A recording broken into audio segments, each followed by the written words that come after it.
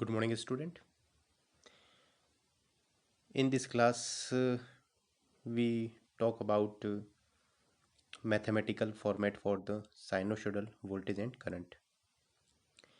In previous lectures, we have already discussed about the AC fundamentals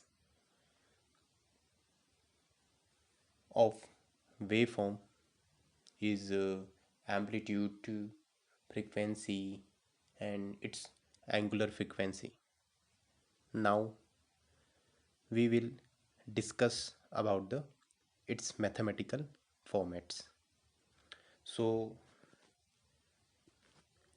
for a given amplitude and angular frequency, we can write a mathematical equation for sinusoidal waveform. So sinusoidal voltage and current we can write here as a Vt equals to Vm sine omega t and It equals to Im sine omega t, where Vm the maximum value of voltage, Im the maximum value of current, and here omega is the angular frequency.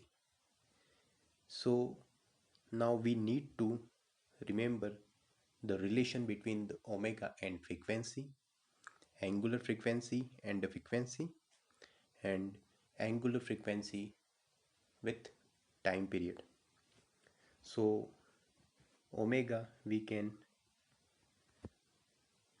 write here omega equals to 2 pi f. We already remember the relation between f and t is equals to the f is frequency of a wave is inverse of time period, inverse of its time period. So f is equals to 1 upon t. So omega equals to 2 pi f. We can replace f here to 1 upon t. So this two formula is very important for the calculation purpose. अब हम इससे related एक example को solve करेंगे जिसमें हमें amplitude और frequency या फिर टाइम पीरियड की वैल्यू हमें गिवन है, तो हम किस तरह से मैथमेटिकल फॉर्मेट में वोल्टेज और करंट इक्वेशन को लिख सकते हैं. So the example is a 100 Hz sinusoidal voltage source has amplitude of 150 volt. Write the equation for E as a function of time. तो अब हमें वोल्टेज की मैथमेटिकल फॉर्मेट में इक्वेशन को लिखना है, जिसके लिए हमें क्वेश्चन में 100 hertz frequency f equals to 100 hertz given है and amplitude voltage source has amplitude 150. तो Vm की वैल्यू भी हमें गिवन है, Vm equals to 150 volt. Okay, so we already know the equation Vt equals to Vm sin omega t. Vm को यहाँ पे put करेंगे और ओमेगा की वैल्यू हम 2 पाई एफ से कैलकुलेट करेंगे, जहाँ पे एफ की वैल्यू को हम 100 हर्ट्ज रखेंगे, ओमेगा की वैल्यू हमें 200 पाई प्राप्त होती है. Vm और ओमेगा की वैल्यू को इक्वेशन में लिखने पे हमें वोल्टेज इक्वेशन इस तरह से प्राप्त होगी, जिसे हम लिखेंगे Vt equals to 150 sine 200 pi t. और इस इक्वेशन की सहायता से हम किसी भी समय पर वोल्टेज की इंस्टेंटेनियस वैल्यू को भी फाइंड आउट कर सकते हैं. सपोज t इक्वल्स टू 0 पे वी टी की वैल्यू पूछा जाए तो हम लिख सकते हैं t equals to zero, sine zero की वैल्यू ज़ीरो होती है और वी टी की वैल्यू हम टी इक्वल्स टू ज़ीरो पे फाइंड आउट कर सकते हैं। तो इस तरह से हम इक्वेशंस की सहायता से इंस्टेंटेनियस वैल्यू को भी फाइंड आउट कर सकते हैं।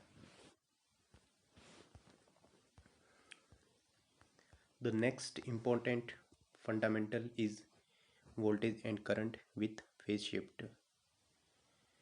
If a sine wave does not pass through 0 at t equals to 0, as in figure 5.6, 5.6 figure में दो डायग्राम दे रखे हैं, उन्हें हम देख सकते हैं कि जब साइनोसॉइडल, यदि हम साइनोसॉइडल वेव को ड्रॉ करें तो ये t इक्वल्स टू ज़ीरो पे वी टी की वैल्यू ज़ीरो होती है। यदि t इक्वल्स टू ज़ीरो पे वी टी की वैल्यू नहीं है, दैट मीन्स यहाँ पे फेज शिफ्ट है। The waveform may be shifted to the left or to the right. We can see in the figure 5.6 for a waveform shifted left, as in a first diagram. We can see here the waveform is shifted left hand side, and second diagram में हम देख सकते हैं कि जो wave form है वो right hand side यहाँ पे शिफ्ट होती है।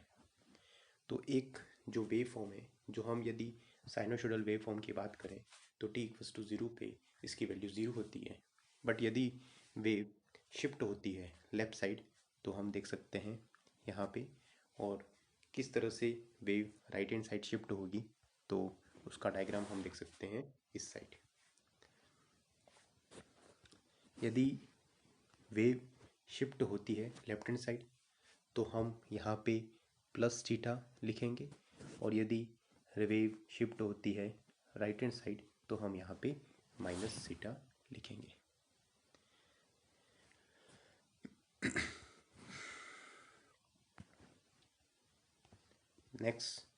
Next topic is phase difference. When two alternating quantities with the same frequency have different zero point, they are said to have phase difference. यदि हम इलेक्ट्रिकल इंजीनियरिंग की बात करें तो अब हम कुछ नए यहाँ पे फेज शिफ्ट की बात सुनेंगे कि फेज लैग कर रहा है, फेज लीड कर रहा है। तो इस तरह के कंसेप्ट को हम इस कंसेप्ट के माध्यम से समझ सकते हैं। तो यहाँ पे दो वेवफॉर्म दे रखी है, जो रेड इंक से इंडिकेट है वो वोल्टेज वेवफॉर्म है, और जो ब्लू इंक से इंडिकेट है वह करंट वेवफॉर्म है। तो हम देख सकते हैं कि दोनों के जो ज़ीरो पॉइंट हैं, सेम फ्रीक्वेंसी की वेव फॉर्म है, दोनों के ज़ीरो पॉइंट डिफरेंट है। दैट मीन्स दोनों के बीच में कोई ना कोई फेज डिफरेंस है। तो the angle between the two zero point in the angle of phase difference phi, it is measure in radian और degree. The voltage waveform is called leading and the current waveform is called lagging. तो हम यहाँ पे देख सकते हैं कि जो वोल्टेज वेव फॉर्म है उसको हम लीडिंग कहेंगे, और जो करंट वेव फॉर्म है उसको लैगिंग कहेंगे, क्योंकि हम दोनों के ज़ीरो पॉइंट को कंपेयर करके देख सकते हैं कि कौन सी वेव फॉर्म आगे है और कौन सी वेव फॉर्म पीछे है।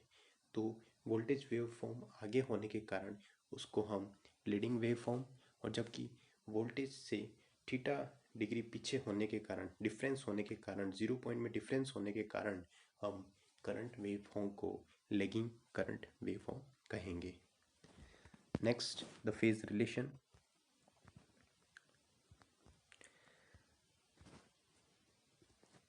तो यहाँ पे हमें दो वेव फॉर्म गिवन है। जो डार्क लाइन में वेव फॉर्म गिवन है वो कोस थीटा वेव फॉर्म है, और जो डेड डैश वेव फॉर्म हमें गिवन है वो साइन थीटा वेव फॉर्म हमें गिवन है। तो इन दोनों वेव फॉर्म के ज़ीरो पॉइंट को कंपेयर करके हम बता सकते हैं कि कौन सी वेव फॉर्म लीडिंग है और कौन सी वेव फॉर्म लैगिंग है। तो हम ज़ीरो पॉइंट को कंपेयर करके कह सकते हैं कि जो कोस थीटा वाली वेव फॉर्म है वह लीडिंग है, और जो साइन थीटा वाली वेव फॉर्म है वह लैगिंग है। अब कितने से जो कोस थीटा वाली करंट लीड कर रही है वो हम फाइंड आउट कर सकते हैं, और वो हम देख सकते हैं वो होगी आपके 90 डिग्री। तो हम कह सकते हैं कि जो फर्स्ट डार्क लाइन वाली वेव फॉर्म है वो डैश लाइन वाली वेव फॉर्म से 90 डिग्री आगे है। या फिर हम कह सकते हैं कि जो डैश वाली वेव फॉर्म है वो डार्क वेव फॉर्म से 90 डिग्री लैग कर रही है। तो इस तरह से हम लैग और लीड कंसेप्ट को समझ सकते हैं और इसका यूज़ हम इलेक्ट्रिकल इंजीनियरिंग में आने वाले second semester, second year, third year में इन शब्दों का यूज़ करेंगे।